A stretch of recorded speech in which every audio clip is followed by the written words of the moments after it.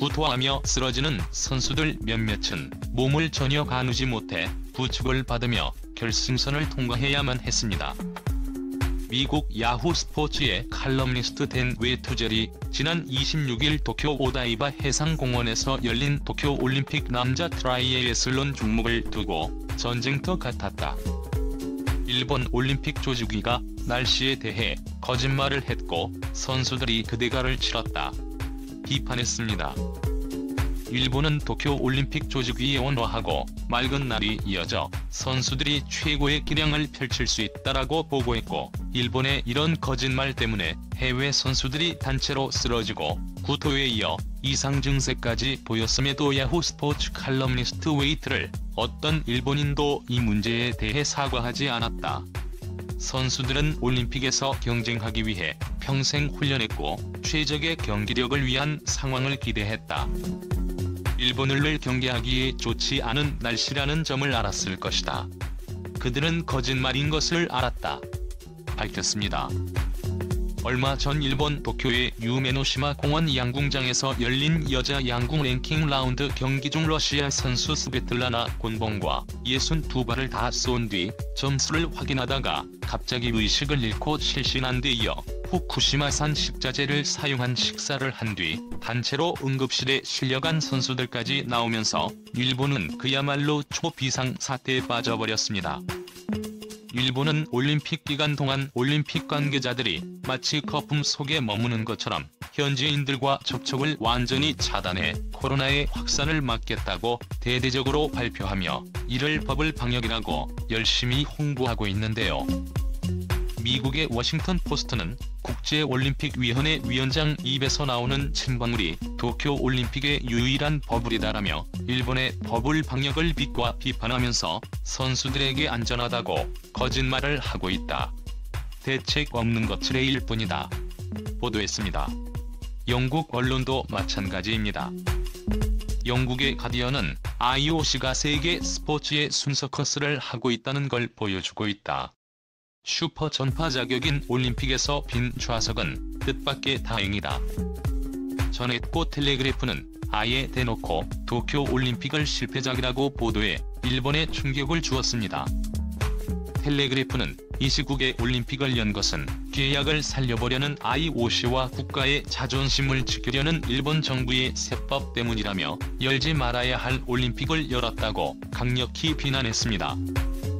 이렇게 일본 국민들뿐만 아니라 전 세계가 일본의 도쿄올림픽을 강력히 비판하기 시작하면서 일본이 사상 초유의 위기를 맞이하자 일본의 시선을 다른 곳으로 돌리기 위해 한국에 넘지 말아야 할 선을 넘어버렸습니다. 최근 오전 9시 37분 서해 중간 수역에서 한 선박이 선박자동 식별 시스템을 끼워 자기 위치를 드러냈습니다. 해당 선박에 일본 상선이라기에는 빠른 21.6노트의 약 40km/h 속도로 남쪽을 향해 항해하고 있었습니다. 에 나타난 배의 해상이동 업무 식별 부호는 JS 아시가라, 일본 해상자위대의 2호위 대군 소속 구축함 아시가라함이었습니다. 2호위 대군을 일본 규슈 사세보에 주둔하는 함대인데요. 혼슈 야마구치현과 규슈 남단의 가고시마현 앞바다를 관할하고 있습니다. 제주도 남동 방향의 일본 배타적 경제 수역도 주된 작전 구역인데요. 이런 제2 호위대군 소속 시각과 귀순 활동 영역이 아닌 한반도 서해 한복판에 나타난 것으로 이는 명백한 한국에 대한 도발입니다. 심지어 작전 도중을 작동해 자기 위치를 주변국에 드러내기까지 했습니다. 일본 해상자위대 전투함의 서해 출현에 심각한 문제입니다. 아시가라는 탄도미사일 방어 임무를 수행하는 일본의 주요 전략자산으로 일본 군함이 서해 중간 수역에 나타낸 것을 동아시아 안보재형의 큰 변화를 일본이 예고한 것이고 언제든 한반도를 다시 침략할 수 있음을 시사하기도 합니다. 일본은 실제로 해마다 대지진으로 버림받은 일본을 버리고 새로운 거주지를 물색하기 위해 한반도 땅을 일본의 자위대가 언제든 밟을 수 있도록 하기 위한 밑작업을 비밀리에 모두 마쳤습니다.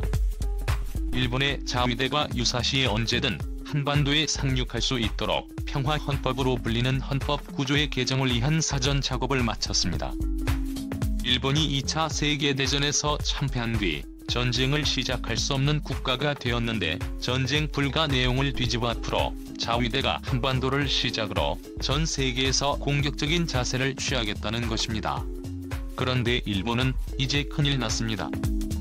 일본이 착각하고 있었던 것은 아직도 일본은 50년 전 일본이 경제적으로나 군사력으로만 한국을 압도하던 시절로 착각을 하고 있었습니다. 건조비만 2조 원에 육박하고 연간 운영 유지비 500억 원 세계 최고의 조선회사인 현대중공업과 조선해양이 수주전에 돌입한 것으로 알려진 한국형 항공모함을 시진핑도 두려워한다라고 알려져 있습니다. 중국과 미국이 보유한 중형 대형 항공모함 대비 유지비가 압도적으로 저렴할 뿐만 아니라 효율적이면서도 최첨단 기능들이 장착되어 있어 세계 1위 군사력을 보유한 미국조차 한국을 따라하려 하고 있습니다. 현재 미국은 10만 톤짜리 대형 항공모함 11척을 운영 중인데요. 미 해군연구소 뉴스와 디펜스 뉴스 등에 따르면 미 해군은 핵항모 운영비보다 해군 운용 개념 및 항공작전 변화 군사과 기술 발전 등 때문에 경항모가 필요하다고 전했습니다. 대형 항공모함은 전투력 측면에서 최강이지만 조지 워싱턴호의 경우 건조비만 7조 원 유지비는 연간 3천억 원이 소요됩니다. 최신형 제럴드 포드 건조비는 106조 원이 들었습니다. 한국의 세종대왕급 이지스함을 16척이나 만들 수 있는 돈이죠. 이뿐만이 아닙니다. 한국 해군은 내년 상반기 안으로 차세대 해상 초계기의 포세이돈 6대를 도입합니다. 보잉 7.37, 8여객기를 기반으로 개발된 8에 있는 미국 대군을 필두로 영국과 호주, 뉴질랜드에 도입됐는데요. 탁월한 센서 융합 능력을 보유하고 있습니다. 레이더와 광학 적외선 전자 탐지 장비로 수집한 정보를 융합해 적잠수함을 쉽게 찾아낼 수 있고 X밴드 레이더로 최대 470km 거리의 해상 표적을 탐지하는 것은 물론이고 모든 종류의 전파를 수집해 적잠수함을 찾아냅니다. 이 때문에 잠수함들을 사신이라고도 불리는 존재인데요. 이번에 성능 업그레이드를 통해 장거리 대함 미사일을 탑재하기로 했습니다. 미사일을 미사일 기관포로 물리적 파괴를 할 수 없을 때 실시하는 전자전도에는 통하지 않는다 라고 알려졌습니다. 이런 시스템은 인공지능이 적용된 소프트웨어의 지능적인 공격 전술도 구사합니다. 탐색 레이더, 사격 통제 레이더 전파를 통해 정권과 민간 선박을 구분합니다. 사전에 입력된 데이터와 대조해 함정을 파악하고 약점을 정확히 타격합니다. 데이터 링크를 이용해 주변의 다른 과 함께 방공망을 돌파할 접근 대형 맷돌이 코스도 스스로 짤 수 있는 것으로 알려졌습니다. 앞으로 일본뿐만 아니라 제집트 나들듯 한국의 해양 영토를 침범하는 중국의 어선들도 이제는 주행랑을 치며 도망가야 합니다. 전세계 군사력 통계 전문기업 글로벌 파이어파워가 공개한 순위를 보시면 한국은 미국, 러시아, 중국, 인도, 일본에 이어 세계 6위입니다. 한국과 일본은 정말 근소한 차이를 보이고 있는데요. 그동안 엔화를 생각 없이 마구 찍어낸 일본은 해마다 총예산 중 23% 정도를 국가부채 이자와 상환에 사용하고 있습니다. 심각한 상황이죠. 그만큼 한국보다 국방 예산을 사용할 수 있는 금액이 한정적이라는 것이고 이제는 성장성뿐만 아니라 절대적 수치로도 2년 안에 한국에 따라 잡힌다는 이야기입니다. 오늘도 감사합니다. 최고로 멋진 하루 보내시길 바랄게요.